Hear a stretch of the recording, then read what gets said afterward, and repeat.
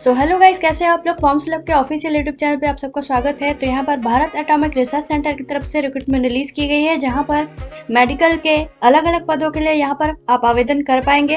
तो पोस्ट में आगे बढ़ने से पहले बता दूं कि डीआरडीओ की तरफ से अप्रेंटिस के लिए बहुत सारे पद निकाले गए हैं, जहाँ पर बहुत ही अच्छी अपॉर्चुनिटी है इंजीनियरिंग ग्रेजुएट्स के लिए और आईटीआई ग्रेजुएट्स के लिए।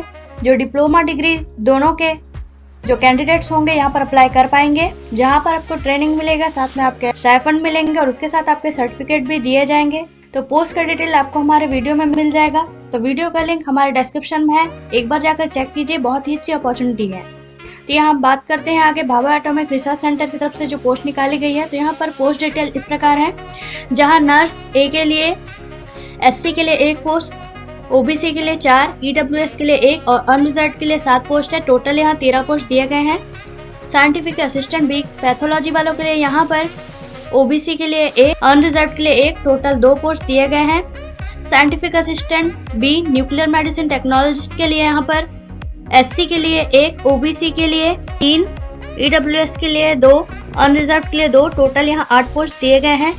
साइंटिफिक असिस्टेंट सी के लिए मेडिकल सोशल वर्कर, जहां पर अनरिजर्व के लिए 1 पोस्ट दिए गए हैं। सब ऑफिसर बी के लिए यहाँ पर एसटी के लिए 1, ओबीसी के लिए 1 और अनरिजर्व के लिए 2 पोस्ट दिए गए हैं और टोटल यहाँ 4 पोस्ट हैं। साइंटिफिक असिस्टेंट बी सिविल के लिए यहाँ पर एससी के लिए 2, एसटी के लिए 1, ओबीसी के लिए 2, ईडब्ल्यूएस के लिए 1 और अनरिजर्व के लिए 2 पोस्ट दिए गए हैं। टोटल यहाँ 8 पोस्ट है। यहाँ पर 36 पदों के लिए कैंडिडेट आवेदन कर पाएंगे। यहाँ आगे बात करते हैं एजुकेशनल क्वालिफिकेशन की। तो यहाँ नर्स के लिए बीएससी नर्सिंग होना चाहिए 3 साल के एक्सपीरियंस के साथ, और ये एक्सपीरियंस हॉस्पिटल या आर्म फोर्सेस के अंतर्गत में होना चाहिए। इसके बाद है आपके साइंटिफिक असिस्टेंट, यहाँ पर आपकी एजुकेशन रखी गई है बीएससी विद 60% मार्क्स, जो मेडिकल लैब टेक्नोलॉजी के साथ में होना चाहिए। इसके बाद है scientific assistant B nuclear medicine technologist, education रखे गए हैं बीएससी विद 60% मार्क्स। इसके साथ में डीएमआरआईटी, डीएनएमटी, डीएफआईटी के साथ में होना चाहिए। यह न्यूक्लियर मेडिकल टेक्नोलॉजी या diploma in fusion imaging technology के अंतर्गत में होना चाहिए। Scientific assistant C medical social worker के लिए यहाँ पर एजुकेशन रखी गई है post graduate degree in medical social work with 50% marks, और यहाँ पर मेडिकल या साइकेट्रिक या मेंटल हेल्थ के अंतर्गत में स्पेशलाइजेशन होना चाहिए। इसके साथ में 2 साल के एक्सपीरियंस होना मैंडेटरी है। यहाँ सब ऑफिसर बी के लिए एजुकेशनल क्वालिफिकेशन रखी गई है, जहाँ पर आपके पास में 12th होना चाहिए साइंस विद केमिस्ट्री के साथ में 50% मार्क्स के साथ में। आगे बात करते हैं साइंटिफिक असिस्टेंट बी सिविल के लिए, यहाँ पर डिप्लोमा इन सिविल इंजीनियरिंग होना चाहिए 60% मार्क्स के साथ में। और ये देखते हैं नीचे एज लिमिट क्या दिए गए हैं। तो यहाँ पर नर्स के लिए एज लिमिट इस प्रकार है, जहाँ सारे पदों के लिए मिनिमम एज लिमिट 18 है, तो मैक्सिमम एज लिमिट अलग अलग है। जहां पर नर्स के लिए एससी कैंडिडेट्स के लिए 35 वर्ष तक का एज लिमिट रखा गया है, ओबीसी के लिए 33 वर्ष तक का, और ईडब्ल्यूएस और अनरिजर्व के लिए 30 वर्ष तक का एज लिमिट रखा गया है। एसटी के लिए यहाँ पर कोई भी एज लिमिट नहीं है। साइंटिफिक असिस्टेंट पैथोलॉजी वालों के लिए एससी और एसटी के लिए कोई एज लिमिट नहीं है। ओबीसी के लिए 33 वर्ष और ईडब्ल्यूएस और अनरिजर्व के लिए 30 वर्ष तक का है। Scientific assistant nuclear medicine technologist वालों के लिए यहाँ पर एससी के लिए 35 वर्ष तक का मैक्सिमम एज लिमिट है। एसटी के लिए कोई एज लिमिट नहीं है। ओबीसी के लिए 33 वर्ष तक के एज लिमिट है और ईडब्ल्यूएस अन्य 30 वर्ष के एज लिमिट रखे गए हैं। Scientific assistant senior medical social worker के यहाँ पर एससी और एसटी के लिए कोई एज लिमिट नहीं है। यहाँ पर ओबीसी वालों के लिए भी कोई एज लिमिट नहीं रखी गई है।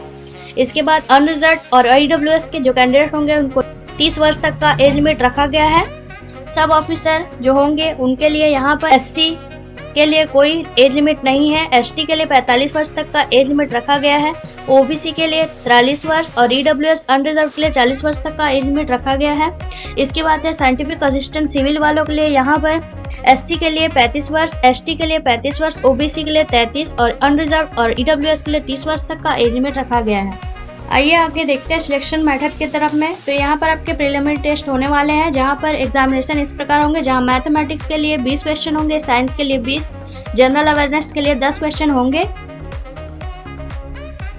इसके बाद आपके होने वाले हैं एडवांस टेस्ट। इसके बाद होंगे आपके स्किल टेस्ट, जो आपके सब्जेक्ट से रिलेटेड होने वाले हैं। इसके बाद में आपके परफॉर्मेंस के बेस में आपके पर्सनल इंटरव्यू लिए जाएंगे, जिसको पास करने के बाद में आपके डॉक्यूमेंट वेरिफिकेशन होंगे।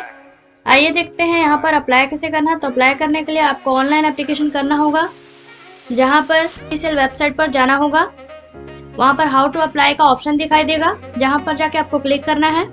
उसके बाद में अपने सारे जानकारी भरकर वहाँ पर आपको सबमिट का ऑप्शन दबा देना है। तो यहाँ पर आपके एप्लीकेशन फी लगने वाले हैं 150 रुपये। अप्लाई करने से पहले ऑफिशियल नोटिफिकेशन को एक बार अच्छे से पढ़ें। इसका लिंक आपको हमारे डिस्क्रिप्शन बॉक्स में मिल जाएगा, तो एक बार जाकर नोटिफिकेशन को अच्छे से पढ़ें, इसके बाद ही अप्लाई करें। तो पोस्ट से जुड़े सारे लिंक्स आपको डिस्क्रिप्शन बॉक्स में मिल जाएंगे। तो इसी तरह चैनल पर बने रहने के लिए और अपडेट रहने के लिए चैनल को लाइक, शेयर और सब्सक्राइब कीजिए, बेल आइकन प्रेस कीजिए ताकि नोटिफिकेशन आपको जल्दी से जल्दी मिले।